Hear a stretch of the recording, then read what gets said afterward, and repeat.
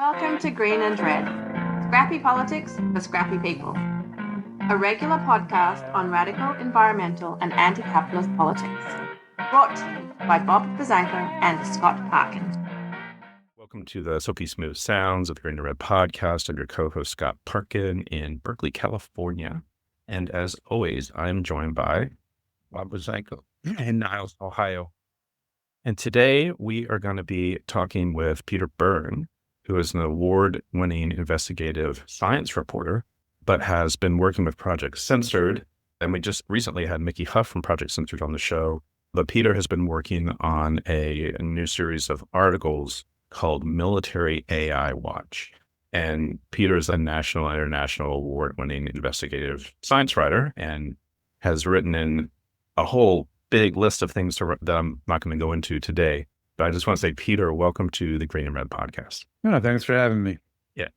And your new series with Project Censored is called Military AI Watch, which reveals the danger of developing artificial intelligence for military use. And it's going to be a 10-part series, and you've released 3 so far, with the newest one coming out just today, I believe. But maybe just give us an overview about this new series from Project Censored that you're working on with Project Censored. Unlike most people that cover artificial intelligence, and they tend to stick to either just the tech or maybe sometimes just the finance. I do both. I combine examination and investigation of who's behind the development of these artificial intelligence-enabled weapons. And I also go into the tech. So my stories are pretty heavy. I believe they're readable to the ordinary person because that's who I'm writing for, but they don't shy away from describing the technologies that are at hand because most people really don't know anything about artificial intelligence. And I've been fortunate enough for the last couple of years to have been doing a really deep dive into both the tech of it and the financial aspects of it. As you can see, I have like crates full of information because I print everything out and I don't like to read on screens. And when it came to publishing it, I went to Project Censored because I've worked with them in the past. I have a great admiration for Mickey and Andy Lee Roth, who's editing this series, and I knew that they wouldn't censor me. And how would you say that, just as an overview, how would you say that artificial intelligence is changing the military? There's a couple of things going on. Silicon Valley is trumpeting going to war with China to destroy its industrial base for creating artificial intelligence because they find that China is competing with their products. And that warmongering is led by Eric Schmidt, the former CEO of Google, who combined with the late war criminal Henry Kissinger, wrote a book called The Age of AI a couple of years ago, in which echoing a lot of what's coming out of Silicon Valley, people like Mark Andreessen and Peter Thiel and Alex Carr, people like that. They're just whipping up this whole anti-Chinese war fever. And one of the reasons that they're doing it is because they know that China has a fairly advanced military and that China is definitely looking at artificial intelligence in terms of weaponizing it. And that's their gig, is weaponizing artificial intelligence. There's a lot of people, I think, in the military with actual experience of going to wars who don't like this at all because the kind of wet dream that these Silicon Valley war dogs have is something called the Joint All-Awareness Domain Command and Control System, or JADAC. And their dream is that they can have hundreds of thousands and actually millions of sensors throughout the globe, all streaming electrons and photons into a central data center in a data center or a collection of data centers, in which they can have a kind of a picture on screen of the entire battle space, as they call it, and then they can control it. But of course, the amount of data that would be streaming in is so large and unfathomable that they want to use large language models to parse it and to make decisions in the absence of human thought, which is far too slow to deal with the kind of wars that they're envisioning. They're envisioning wars that take place at light speed and that happen in nanoseconds. They're flash wars. Now, this is a paradigm shift from the kind of warfare that Lockheed Martin and Boeing, Raytheon and Northrop Grumman and the other primes have been preparing for and fighting for many years. So they like aircraft carriers and intercontinental ballistic missiles. They like hardware. They like huge systems. And they basically, if you look at the spending of the United States government, Lockheed Martin gets more money than any collection of 25 countries in the world today, just from the United States government for making weapons. And when Silicon Valley came along, they worked to change the contracting procedures. They were complaining that it takes too long to get the Pentagon to look at a piece of weaponry that they software-enabled weaponry and then buy it. It can take several years for the Pentagon to vet a contract and promulgate it. And they call that the Valley of Death. They fear the Valley of Death. So Schmidt and Thiel and Andreessen and others have long been agitated. And these people are multi-billionaires and Musk is in there with huge amounts of influence on the United States government, obviously. They've been agitating for the Pentagon to use what are called other transaction authorities, which are basically workarounds where you don't have to spend much time investigating whether or not the weapon's going to work. You just buy it and allow the company to develop it. So Peter Thiel, who's the main character in the first article in my series, which is called One Ring to Rule Them All, is in a bit the Oz behind a lot of all this. The guy is extremely powerful, and I think the general public doesn't know that much about him. He is very anti-democratic. He believes that women shouldn't vote. He believes that he shouldn't have to pay taxes.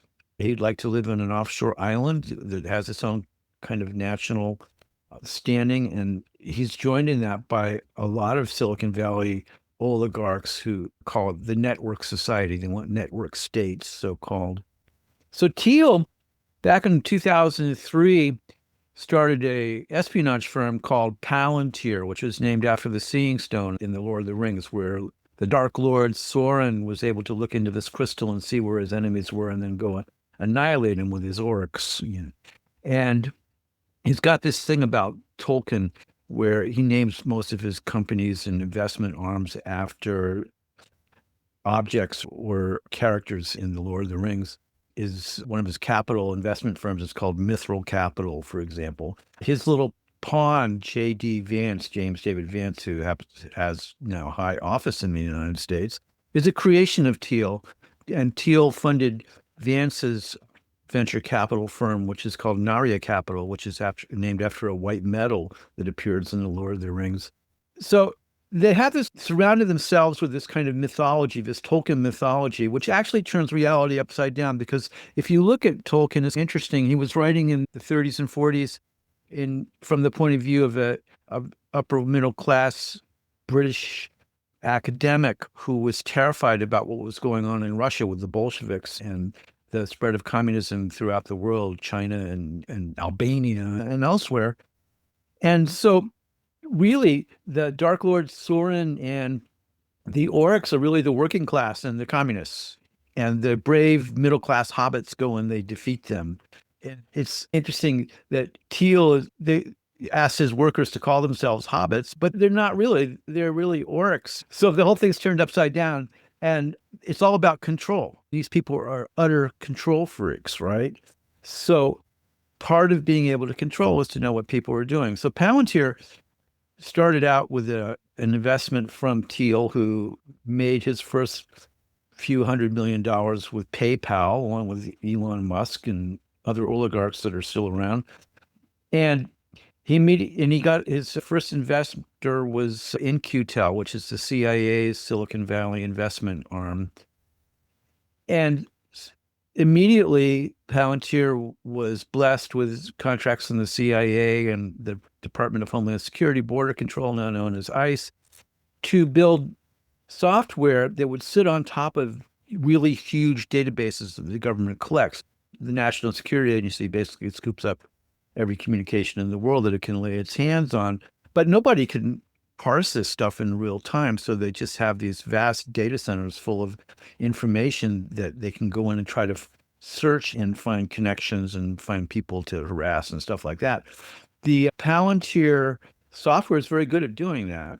And they hired a lot of pretty smart people from Silicon Valley and Stanford and that whole kind of war industry that has permeated Silicon Valley forever, starting with Google, which was a creation of the military as much as anything else. Palantir was a private corporation until 2020, and not too much was known about it. Somebody leaked out their work that they were doing with the Los Angeles Police Department at one point where they were doing predictive policing, which doesn't work, and except in terms of terrifying people. And it's like the film Total Recall, right? That's what Palantir is all about. But they also started contracting with foreign governments and foreign militaries and big multinationals like Coca-Cola. More than half of their contracts have always been with the governments and military and the intelligence agencies. In 2020, they went public, which meant that they had to start filing annual reports with the Securities and Exchange Commission, which actually are really interesting to read because what one learns from that is that the way that the company is structured, Thiel is basically the mastermind. He's got all of the control through a special type of stock, along with his partner, Alexander Karp, who pretends to be a progressive, quote unquote. Apparently, he once took a class with Habermas, and that qualifies him. But he's actually one of the most reactionary characters walking the planet. He recently wrote a book about technology that I talk about in the One Ring to Rule Them All, where he basically says if other countries don't do what we say, we're going to destroy their leaders and kill their mistresses. And he's just a remarkably nasty, horrible person. And he's the front person for Palantir. Meanwhile, Thiel's more or less in the background calling the shots. And what they recently did, well, about 4 years ago, was they funded another startup called, after Palantir went public. Oh, let me digress back for a second. What was revealed by the SEC filings and the annual reports is they've never paid taxes. They run at huge deficits so they can declare a loss and not pay taxes. And then they go back to their investors to get more money to cover that so they can just keep rolling it over. However, I think last year they finally did declare a profit. It was like $450 million or something. And so the board of directors, which is just a kind of puppet board for Thiel, set aside several $1 billion to do stock buybacks, but only of the certain class of stock that was owned by the founders and the board of directors, which has various military and intelligence people on it, and even a former Wall Street Journal reporter. There's a lot of conflicts of interest involved with that. Anyway, they started up Anduril, which is the hardware side of things. Anduril, which is run by this nasty little piece of work called Palmer Luckey, who was on 60 Minutes a couple of weeks ago. 60 Minutes is just despicable. It is no longer like the Mike Wallace thing that we all grew up with, right? Where they actually did some real investigative reporting. It was a blowjob. They had this guy, Palmer Luckey, who's 33 years old, wearing a Hawaiian shirt and sandals. Isn't he cool? He makes these weapons of AI-dominated weapons that are going to kill all of our enemies and save American soldiers. And they just filleted him on international television. It was disgusting beyond belief. But at any rate, Anduril is the recipient, is still a private company, is still the recipient of billions and billions. I think it's worth like $200 billion now, of contracts to make all sorts of advanced drones and surveillance devices that can call in machines from outer space that will use directed energy weapons to annihilate people that they don't like or facilities that they don't like. And so are they doing this? Are they doing this in the various conflict zones that we see? Are they doing this in Europe and the Ukraine-Russia conflict zone, or doing the Middle East, or are they doing it along the U.S. southwest border? Anduril and Palantir are deeply embedded in the Ukraine drone warfare, which we can come back to a little bit later, and how inefficacious that whole thing is. They're deeply both embedded in surveilling the border between the United States and Mexico with these towers that have AI algorithmic-driven devices that do facial recognition on people that are crossing and then go and arrest their families who may be living in Los Angeles in order to better kidnap people. And they are definitely, along with Apple and Microsoft and the other giants, embedded in Gaza. A journal by the collection of Palestinian and Israeli reporters, 972, I think it was called, broke the story several months ago about Lavender and some other lovely names of AI programs that are calling in strikes on children and that are enabling second and third taps to go in to get the first responders and the people that go try to help people that have just been blown up. All these firms, led by Apple and Palantir's technologies, are deeply involved in the ongoing genocide in Gaza. And their weaponry is being purchased by other oppressive regimes throughout the world, Myanmar, and they like to sell weapons to anywhere there's conflict, India, Pakistan, you name it. There are vultures that circle around blood. Is the oppressive regime in which we live under, are we seeing this like where they're using it on domestic protest movements, social movements in the U.S.? I mean, I believe in the article you talk about the Los Angeles Police Department uses it, but are we seeing that with the Feds, Department of Homeland Security, that sort of thing? A lot of the stuff is actually classified, but we do know about some of it. And Palantir has a license plate recognition device that is ubiquitous. And they have literally billions of dollars of contracts with the intelligence agencies and police departments, which I go into in some detail in the article, to do surveillance on people in the United States as well as elsewhere. I'm hearing a voice here somewhere. Yeah. It's a background here. Sorry about that. Oh, okay. Yeah, and one of the things I point out in the first article, One Ring to Rule Them All, which people can access at projectcensored.org, is that Anduril's been given many billions of dollars worth of contracts under Small Business Administration guidelines. They're treating it as a minority-owned business, which it certainly is not even by any stretch of the imagination. And when I asked the Pentagon about that, they said they couldn't comment on it. But they literally, by being declared a small business, even though it's like a $200 billion company, they're able to bypass competitive bidding and other restrictions and get past that contractual valley of death that they all so much fear. There's a lot that can be explored from a judicial point of view. I very strongly make the case in the first article that this violates the antitrust laws of the United States, the Clayton Act and the famous laws that came into being after the muckraking era back around the turn of the 20th century when the Sherman Antitrust Act was enacted by Congress, because the great monopolists like John D. Rockefeller, who had not only oil, but also railroads and banks, and J.P. Morgan and Jay Gould, the famous robber barons, they were just tanking the American economy constantly with crises, and families were dying of starvation because food monopolies were pricing things out too much for them to support themselves. And finally, it got to the point where Theodore Roosevelt, who was hardly like a socialist or a good guy, he was a rat, but it was the problem with the robber barons is they were making the American economy unsustainable for other elements in it, right? And so they went to pass these antitrust laws to curtail the octopus, as it were, the anti-competitive practices of Standard Oil and the railroad companies and J.P. Morgan's bank, which is still around under his name, because they would buy up their competitors. They would underprice their competitors and in the market and then buy them up and then increase the prices.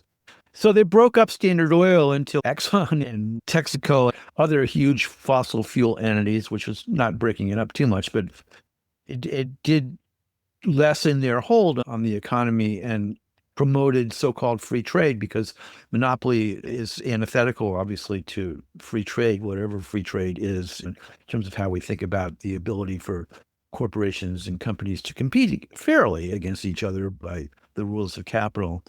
So Lina Khan, who was under Biden was head of the Federal Trade Commission, wrote a really famous paper back in 2017 called The Amazon Paradox, which I talk about in the paper. And it compares Amazon to not only the Standard Oil, but to Microsoft, because the same thing was happening with Microsoft in the 1990s. It was getting so big and it was such a huge spurning octopus with so many tentacles and so many businesses that it was killing competition. And the Department of Justice and 20 or so state attorney generals sued to break Microsoft up. And they didn't actually succeed in breaking it up because that was the original court ruling that would have broken it up was overturned by an appeals court. But they did succeed in limiting its ability to buy up everything in the site that it wanted to buy. And I was told by the attorney at Electronic Frontier Foundation, who I quote in the article, that probably Microsoft would have strangled Google and Facebook in their cribs, which all things considered, that would have been something salubrious. But the point was that Microsoft was curtailed.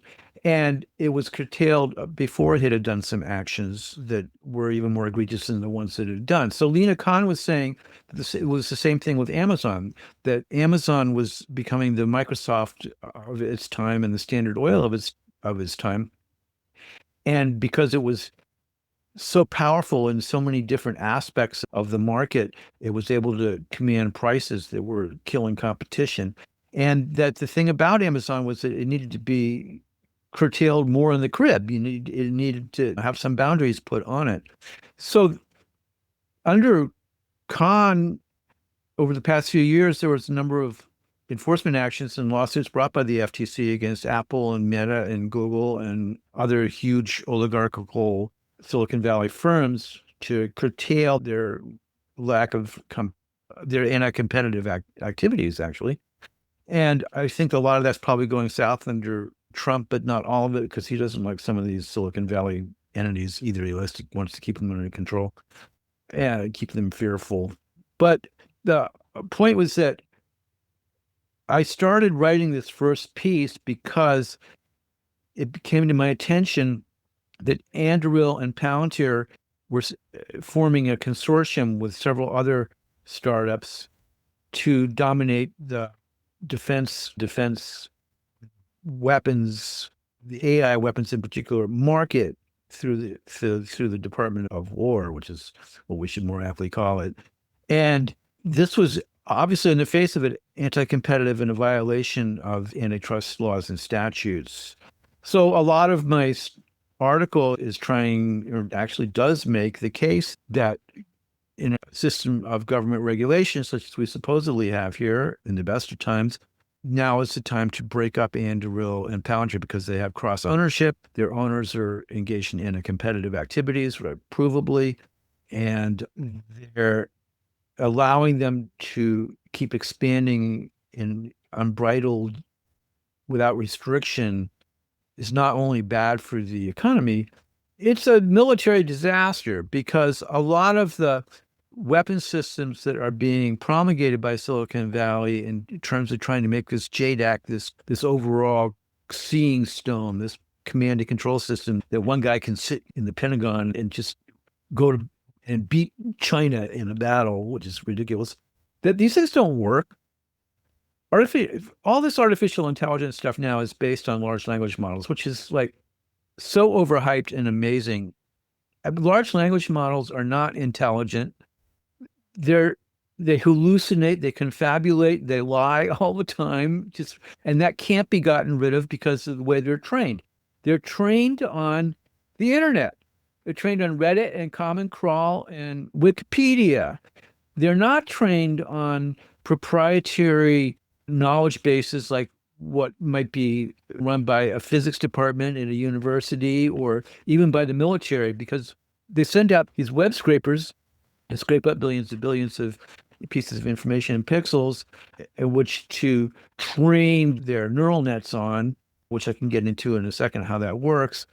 But it's internet garbage. It's garbage in, garbage out. It's just, we all know the internet's full of memes that are false and vitriol and lies and bias as much as it has anything that's also true and accurate. But the large language models can't distinguish between what may be a fact and what is a non-fact.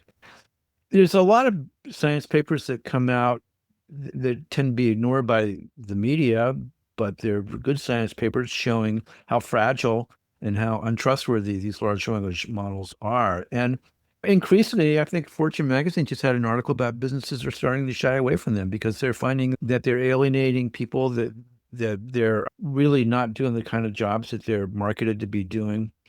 And so I think we're seeing a real bubble here. There's a just vast amount of money going into large language models and generative AI and artificial general intelligence, which is a chimera. It's kind of like tulip mania back in Holland in the 18th century.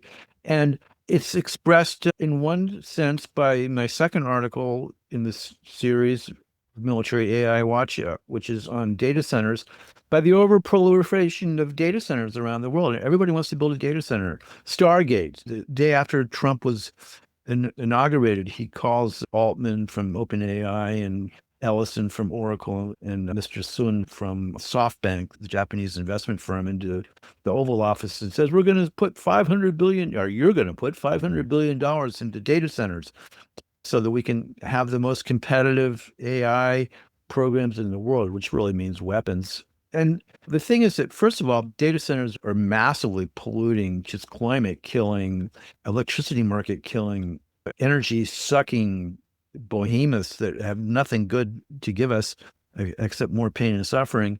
And there's an overproliferation of data centers in the world right now because everybody's trying to get into it. Trump and his family are co-invested with all these firms from Saudi Arabia and the Arab Emirates to go in and put billions of dollars into making data centers for OpenAI, not only in the Middle East, but also in Texas. But the problem is that these are it's my firm belief, not just my firm belief, but the people that are really expert that I interviewed and I quote, that we're seeing a parabola here where the demand for generative AI is decreasing and localities are not willing to give over their entire electrical and energy infrastructures to Amazon Web Services, which is one of the biggest players in all of this. And so it's going to bust. This is why we're seeing like Bill Gates invest in like nuclear, right? And we're having this, which I also think is a bubble and maybe a false promise, but there's a lot of conversation around like bringing back nuclear to power the data centers. Yeah, because actually they talk about it, but the data centers that they are building are pretty much all fossil fuel based. And they talk about solar, but they're not doing much in that regard. So yeah, the wet dream of Gates and these other people is to bring back nuclear power. Of course, they always fail to address the elephant in the room, which is what do you do with the waste, right? And what do you do when it melts down? And we've seen this repeatedly in the history of nuclear power, which is why it has been waning. And they're trying to revitalize it because they want quick solutions. They need the power. And that's the problem. The generative AI and AI in general and the trajectory that it is taking technologically needs vast amounts of data, which it's running out of. It basically uses up the whole internet and it needs more and it can't get it. And vast amounts of power and vast numbers of advanced AI chips that cost $200,000 a piece. So the problem is, and the market's starting to realize it, is that where's the beef? What are you delivering here? Consumers aren't really doing very well. Consumers are attracted to it because it's almost like you pick up a rock and it starts talking to you by name and tells you like where you were born. Okay, big deal. It's like they got this like deity thing going on with the chats, but that's wearing thin. The oligarchs are now making the case that Zuckerberg a day or two said most people only have two friends and the AIs can actually fill in the gap and give you more friends. But then there's always studies showing that it causes people to commit suicide because it's an empty relationship, blah, blah, blah. Obviously, there's nothing desirable from the human point of view to have a relationship with an electron. But they're grasping for uses for this technology. Now, unfortunately, probably the main focus that they have that they don't talk about is weapons. That's where they really want it to be used. They want it to be used to have autonomous weapons that can, in my newest article, which is on the electromagnetic spectrum, AI battle space, I point out Yeah, I was going to ask about that. that, and this is a fallacy that undermines the entire military aspect of this. All of these autonomous weapons rely on the ability to send and receive radio transmissions, the electromagnetic spectrum. And as we see in the Ukraine, the technology to jam that spectrum is even more powerful than the technology to create the autonomous weapons, because it's very easy to jam a $20 million weapon with radio waves or microwaves or any type of signal that can generate white noise and make it unable to decipher the signals coming from the global positioning satellites that it relies upon to know where to fly.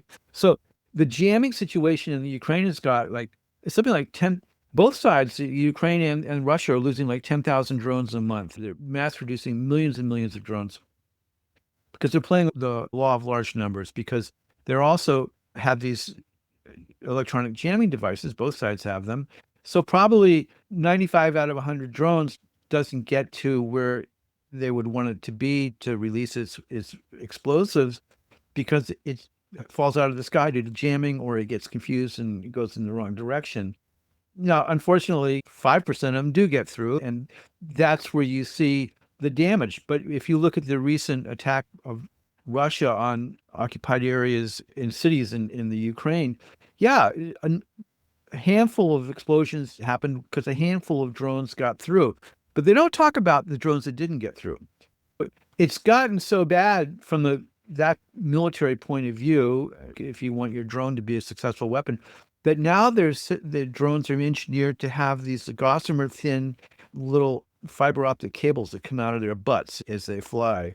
But they can't fly more than about 20 kilometers at the most.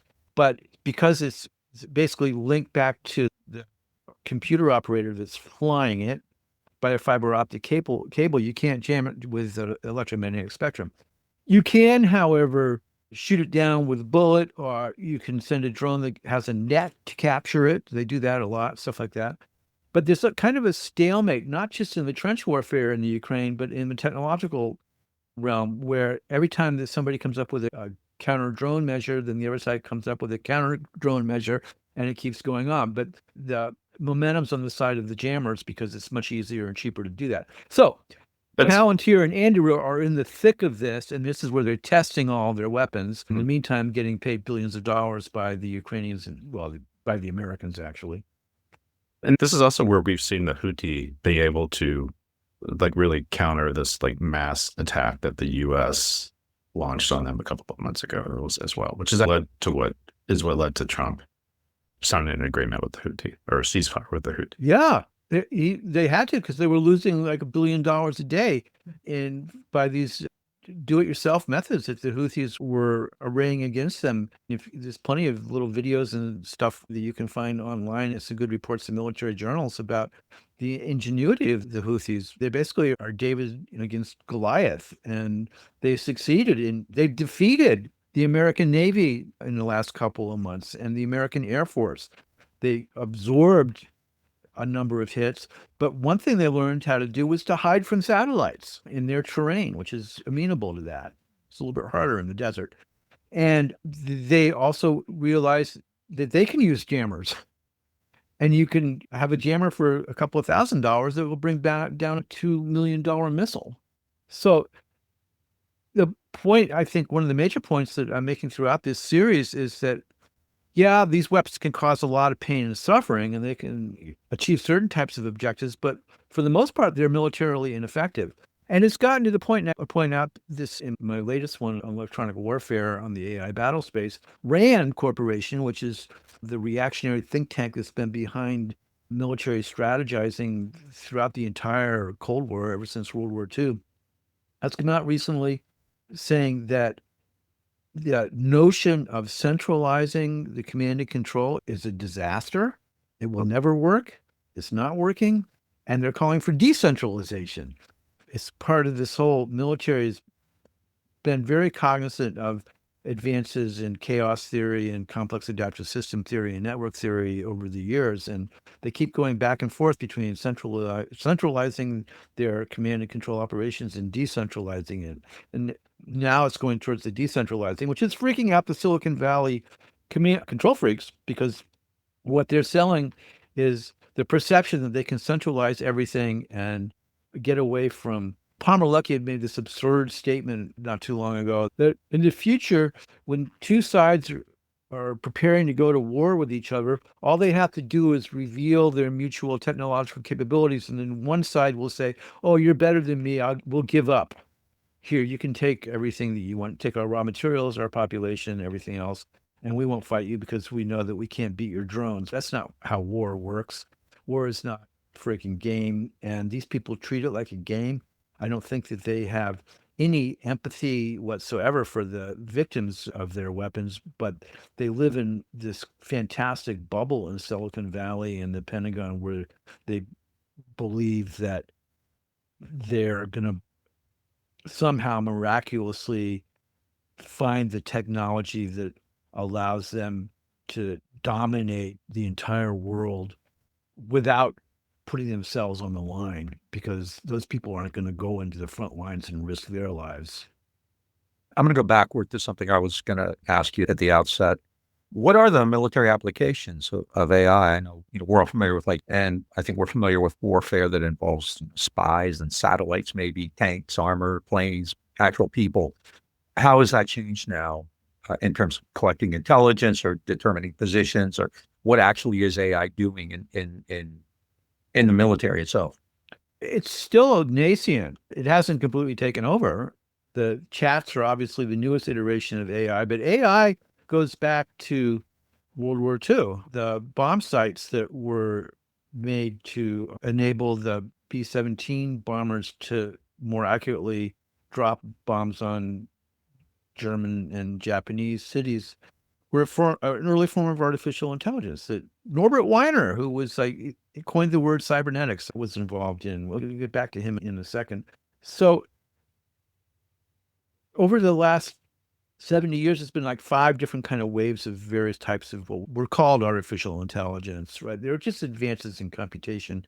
Computation has always been rule-based, where when you wrote programs, you program it. If C happens, then you do D, and then if D happens, then you do F and Y. The neural nets are a little bit different. They're predictive devices. What they're doing is they're examining incoming data and trying to match it up with data they've been trained on, and then they're seeing how close pieces of that data are to each other. For instance, with a picture of a cat, they break it up into the cat's toes and the cat's paw, the cat's leg, the cat's head. And if in this kind of what they call a phase space in these neural nets, which is known as a black box, where you can't see what's going on in there. But the way it's structured is that the cat's paw is going to be closer to the cat's head than, say, a brick in terms of the probability of the two being connected. So what they're doing is they're constantly measuring probabilities and predicting correlations between objects or between words, or what they call tokens, which are pieces of words or pieces of objects. They're predicting that these pieces are going to make a greater whole.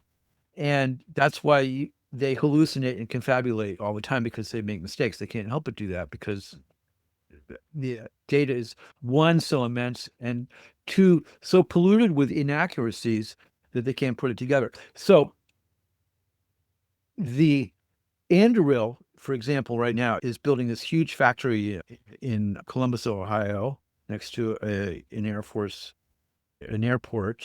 to manufacture smart drones that will be enabled by AI. So the theory is that you can launch the drone and it won't have to connect to the satellite system, because it would be jammed to do that.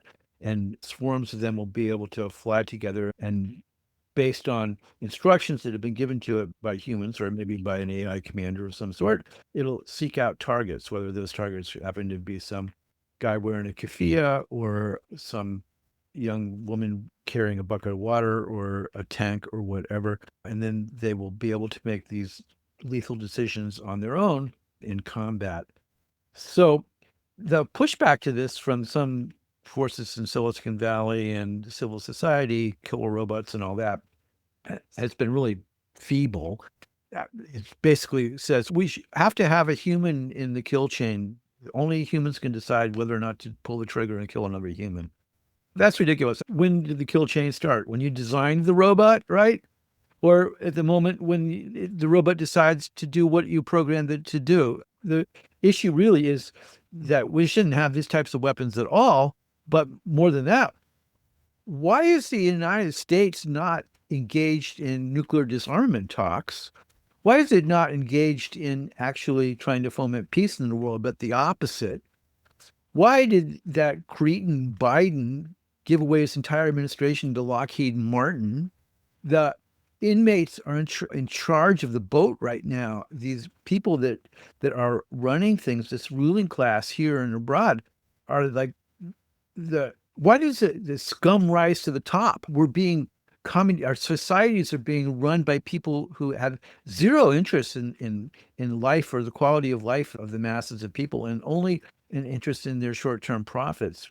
So what we're seeing here is Silicon Valley hucksters, because most of these guys aren't even programmers, like Schmidt and Musk and people like that. They're not scientists. They're hucksters, are trying to use their huge platforms and influence and money to convince people that, one, war with China is imminent, so we have to be prepared to beat them.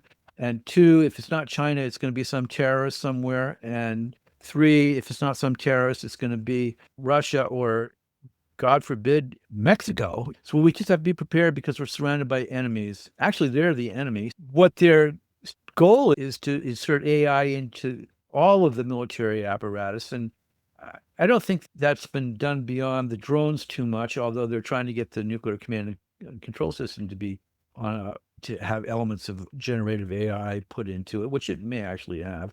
So the short story is we don't know exactly how much of the large language models, the chats, are being inserted into the weapons, but that's the goal. And it's not going to work. Provably, it's not going to work, and it's not working.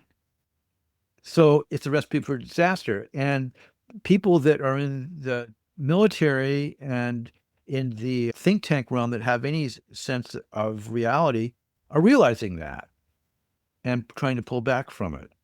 And Rand is a case in point.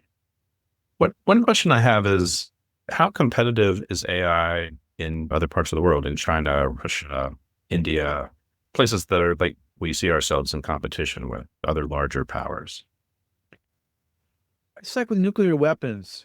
Russia didn't make a rush for nuclear weapons after World War II until we did it. They did it because they knew that they were next. China invented its nuclear weapons in the 60s, and they've always had a policy of keeping their warheads separate from the missiles. Unlike us, we have what's called launch on warning, which means that the warhead sits atop the missile, and we get 10 minutes warning that something's coming at us, or there's a computer glitch that looks like something's coming at us. And the president, and only the president, who's obviously going to be a really sane person, gets to push the button. And that's the end of the whole thing, because nuclear winter ensues after that. China recently, intelligence shows, abandoned its previous policy of keeping the warhead separate from the missiles, which would have taken days for them to insert them so they couldn't react spontaneously to a threat and preemptorily. I think they changed it because of the obvious posturing of the United States, because the United States wants control of Taiwan. And why does it want control of Taiwan? Because Taiwan Semiconductor is there. It's the place where AI chips, most advanced AI chips, are made. They are not made anywhere else. They're designed in other places, but the OpenAI and the rest of the people, NVIDIA, that design the chips, they go to Taiwan to get them made. And so that's the thing. So that's what the point being, that in the same way that China and I think arguably Russia have largely beefed up their military applications out of fear that we were going to attack them, because that's what we do. The same thing's happening with AI. They weren't going down that road until we forced them to do it. All this rhetoric that comes out of Silicon Valley and of Washington, D.C., increasingly, we have to go to war with China or we're going to all be speaking Chinese, has forced the Chinese to increasingly use AI in their weapons systems. One thing that legislates against, and it's a good thing, I think, against the possibilities of us ending up in a horrible nuclear war out of all this, is the actual globalization of all these supply chains, because it actually is impossible, even for China, just to act alone. China can't build the most advanced AI weapons because the machinery that makes the actual chips is based in the Netherlands, right? And their machinery in China isn't quite up to speed with the technological chops that the Dutch machinery has. And then you have to have rare minerals and metals mined from elsewhere in the world. China has a lot. We have a lot. There's different types that you can't get from one place to the other. So you really do have a very globalized supply chain for all the AI tech, and it takes thousands of moving parts. So it's difficult for an entity to just close off its borders and pretend that it's going to be able to dominate AI, which is the bullshit that Trump was putting out. Basically, we're going to make all the data centers here. When they turned around and started like promoting the data centers that are being made in the United Arab Emirates and Saudi Arabia because his kids are invested in them, right? There's no rhyme or reason in anything that Trump does except profit making for himself. It's just this huge organized crime that has taken over even more than usual. So I think the answer to the question that you were getting at is it's in process, and it's something that can be stopped if people are aware of it. If, for example, the Israelis would not be able to continue their genocide in Gaza if the Americans stop funding it. Unfortunately, like something like 82% of Israelis think it's okay to have genocide, and probably like as many Americans think the same thing. But not everybody thinks like that. And the more people are aware of what's actually going on, then the more reason that they will have self-interest wise to stop it. Because the problem with some of this command and control stuff is that, yeah, you have a little conventional war, but these conventional wars, as the war games have shown that I'm going to be writing about next month, consistently, when they're run by AIs with AI-enabled capabilities, always end up in a nuclear exchange because everybody gets backed into a corner. This shit doesn't work the way that they thought it was going to work, or their data centers get taken out by a hyperglide missile, and which means that they lose their picture, or their satellites get blown up by electromagnetic pulse by a nuclear weapon going off in outer space, which blinds them. So what do? They launch their nuclear weapons because that's how they think, and that's how they've been planning on. And for some reason, ever since Obama, or before that, ever since the fall of the Soviet Union, actually, the idea of having unilateral, multilateral nuclear arms control or any kind of arms control has just gone out the window. Because, as far as I'm concerned, Lockheed runs this country. We're getting near the end of our time. I have one other question, which is just and we have to have you back on again because this is a lot, and I'd like to talk more about it, particularly after you put out more articles. But just, can you give us a preview of what your next article, what the next couple of articles are going to be on? Because this is like some fascinating stuff. Like we really talked about some stuff that you see in the headlines, but we're diving deep into what those headlines are. Right. My first article, it was about Andrew and Palantir and Antitrust. And then the second one was about the data centers and how World War III will actually be fought inside these data centers. Okay. Stargate fiasco, I called it. The one that just came out is on the electromagnetic spectrum, which I think is really super interesting. One of the things it does is it reveals how there's a conflict right now between the military in the United States and commerce, because commerce wants to dominate the 5G cell phone infrastructure in the United States, but the military doesn't want to let them because they own that infrastructure. So that's something that people need to know more about it. And then I'm going to talk in the next one. It comes out like the last Thursday of every month. So the next one will be in June, about the war games that have been being run using AI in war games by various think tanks in the military that always end up in nuclear war. And then I think I'm going to start talking about people like Eric Schmidt and Gilman Louie. Most people don't know who Gilman Louie is. He's one of the most influential people in the AI world and has been for 30 years. He's the guy that started In-Q-Tel that funded Peter Thiel's Palantir that I was talking about. And he and Schmidt and Musk and these other oligarchs, They all have these foundations, these nonprofit foundations, which have billions and billions of dollars worth of stock in them. And they use them as stock manipulation devices. They give out a certain amount of money, which they can declare as tax write-offs, to civil society. They give out thousands and thousands of grants to media organizations, scientific organizations, religious organizations. And you know what happens when somebody gives you money is you don't criticize them, right? So they're essentially tacitly buying off vast realms of civil society and the media through their nonprofit foundations. So we're going to talk about that and space wars and all sorts of stuff. I'm supposed to do 10 of these once a month through next January, but I'll probably keep going on it because it's not going to stop anytime soon. And there's always new developments. The OpenAI was in the headlines today about the UAE making a deal with them. It was in the New York Times today. Yeah, you know what? OpenAI, I predict it won't even be here in a year. I think Microsoft is going to swallow it. Yeah. And I hope it does because those people are bad news. Yeah, definitely. Peter Byrne, it's been great talking to you today. Folks, check out Military AI Watch, which is a project through Project Censored. We'll put the link in the show notes. Folks, if you like what you're hearing, please check us out on Facebook, Instagram, and Twitter. If you're watching this on YouTube, hit that subscribe button. If you're listening to this on a platform, give us a rate and review. And if you really like us, go to greenandredpodcast.org and hit that support button or become a patron at patreon.com/greenredpodcast. Peter, it's been great talking with you today. And hopefully we'll catch up again with you soon as you move further along in the series. Sure. I like Talk to you later.